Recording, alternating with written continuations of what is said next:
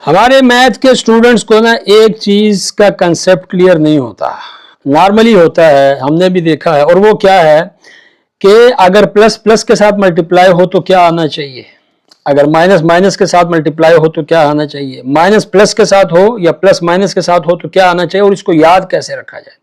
मैं आपको कुलिया बताता हूं। वो कुलिया क्या है, जब भी प्लस प्लस के साथ इत्तेहाद करेगा, दोनों में अगर इत्तेफाक होगा, मतलब उसके साथ मल्टीप्लाई होगा, तो रिजल्ट हमेशा क्या आएगा, पॉजिटिव आएगा। लेकिन अगर एक माइनस और एक प्लस है तो रिजल्ट हमेशा क्या आएगा, नेगेटिव आएगा।